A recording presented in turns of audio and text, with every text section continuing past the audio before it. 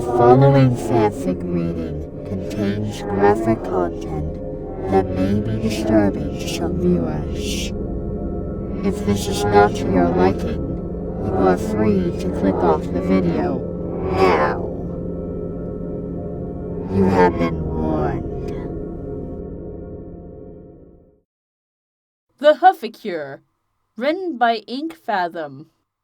Rarity, being dragged down to the spa to accompany you during your appointment is one thing, but find out you scheduled me for Hooficure. Oh, but Applejack, darling, your hooves are nearly worn down to the bone. That's an exaggeration. My hooves are perfectly fine.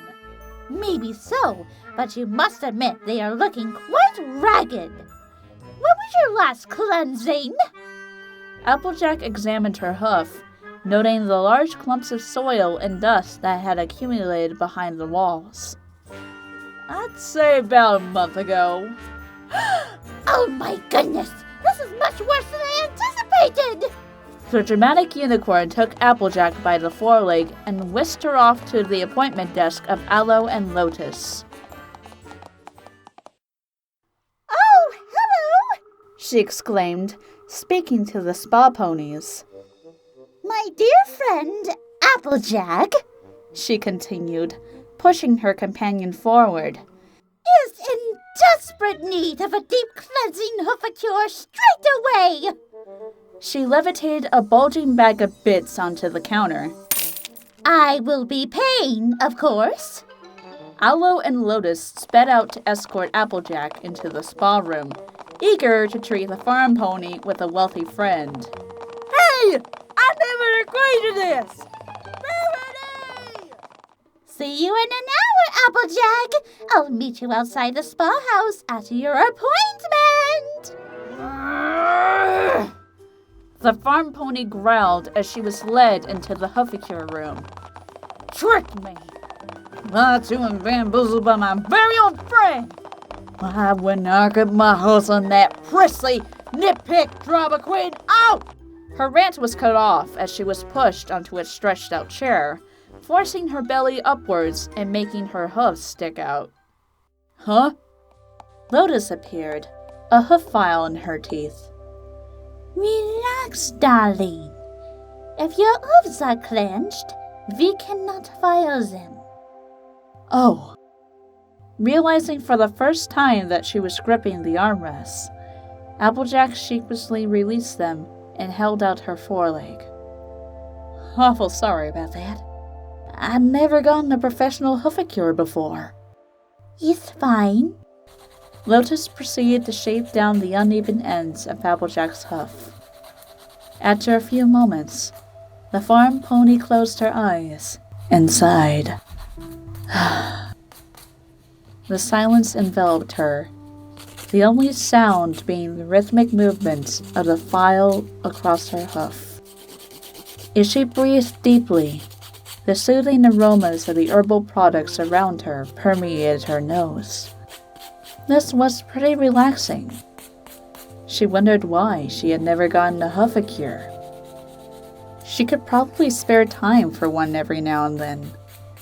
After working on the farm, while in Rarity's spa days, on her days off. She definitely needed it once in a while. It was at this point when the sharp instrument of torture was shoved into the space between her walls and her soul. At least, that's how it felt to her. Applejack yelped and cringed as a scraping tool filed behind her hoof's walls, getting out the little clumps of dirt that had lodged in there. The process was extremely uncomfortable, almost to the point of excruciating pain. Her teeth ground together and her free hoof banged on the armrest. Through all of Applejack's squirming, however, Lotus continued scraping out the dirt, acting as though she didn't even notice. She probably had to deal with this every day, Applejack noted. After the scraping process finished, the farm pony audibly sighed in relief. Never again. I'm never getting another Hooficure. Not even my hooves are caked in mud and rubbed to the bone. Never again. Now it is time for the back hooves. Before either of them did anything, a loud crash sounded from the back of the spa. I just knocked something over. Could you come help me clean up? Coming! Lotus turned back to Applejack.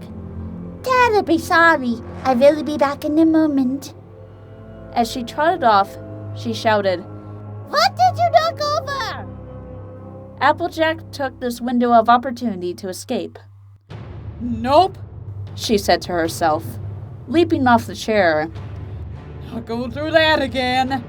She moved quickly and quietly through the spa, not wanting to be caught leaving early. As she looked behind her, making sure no pony was coming, she crashed into a shelf carrying various polishes and rubbing oils. One such bottle fell from its precarious perch, spilling all over the floor and making it slick. Applejack fell several times trying to stand up, and in her last attempt, she made a desperate grab for one of the bottles on the shelf. To her utter shock, the bottle, instead of simply being dragged down to the floor with the rest of Applejack, held fast to the shelf, the only movement being the very mechanical jerk forward about 60 degrees.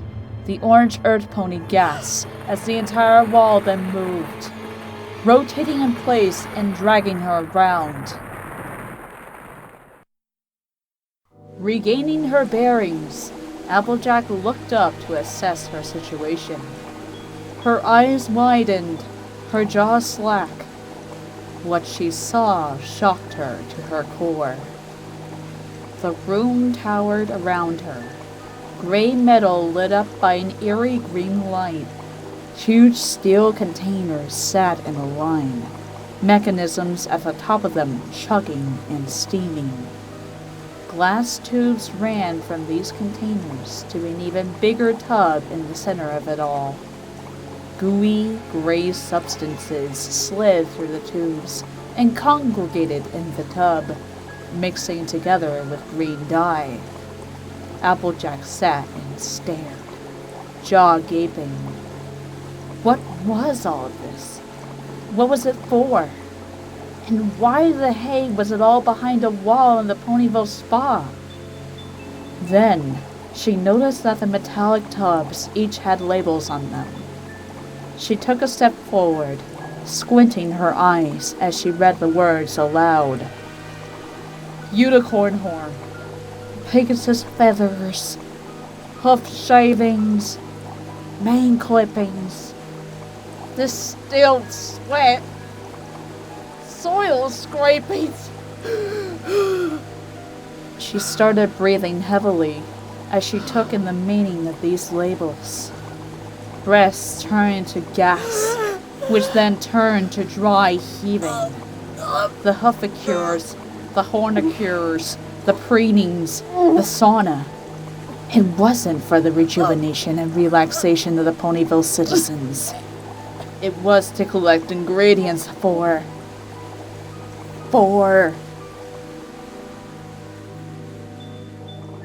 She turned her eyes to the label on the vat of the green concoction. Equestria's greatest mud masks. Applejack could almost taste the bile steadily rise up her throat. Didn't her friend Rarity practically abuse the mud mask treatment she got here? Didn't Aloe and Lotus sell mud mask applications for home use? Didn't she use it at Twilight's slumber party? Didn't she get a face full of it that very night? I gotta get out of here! Her head whipped around, frantically searching for an exit. Come on. Where's the door? She ran around the huge room, swerving between the large containers. There's gotta be a way out of here. I got in, right? I should be able to get... She paused and looked back to the out-of-place shelf of spa products that had shuffled her in there in the first place. Ow! The farm pony bounded up to the rack and began knocking over random bottles. gotta be one of these. Nearly all the products were spilled on the floor when she found one that was oddly steadfast. Aha! She wrapped her hose around it and pulled. It didn't budge. Huh? She pulled on the secret lever again. It didn't move. Come on! After several attempts to open the wall, Applejack lost it. Open up, you stupid wall! She spun around on her front hooves, putting all of her strength into kicking that lever, as if it were a particularly tough apple tree. Again, nothing happened. She sighed and flopped to the floor, having spent her remaining energy on that kick. Her hoof lightly brushed the bottle as it fell. Once again, the bottle moved forward about 60 degrees and moved the wall open. Oh, come on! Fuming, but relieved, Applejack galloped out from the Hooficure room, feeling sick at the thought of what must have become of her hoof filings. She burst through the front door into the sunlight. Oh, hello, Applejack! She spotted Rarity trotting towards her down the street. Rarity! As her unicorn friend came face to face with her, she breathed a sigh of relief. She needed a familiar face after what she just saw. Applejack considered telling Rarity about it, but ultimately decided against it. No pony would believe her anyway. I was just coming to check up on you, darling. I finished shopping for the fabric I needed for clients from Canterlot. Very choosy ponies they are. But enough about me. Let me see those gorgeous hooves of yours. Applejack reluctantly held up one of her hooves for the unicorn to examine. What? No polish, no pumice, no French tips? They only did the filing and cleansing? That's all I let them do, the farm pony replied, which was mostly true. Rarity rolled her eyes. Well, at least they're clean now. She immediately brightened up. Would you want to join me for a bud mask, Applejack? I know the Huffaker was a bit much, but you have had a mud mask before and seem to at least partially enjoy it. Besides, I've been feeling a bit stressed all day and would love to have a rejuvenating. Applejack, darling, are you quite all right?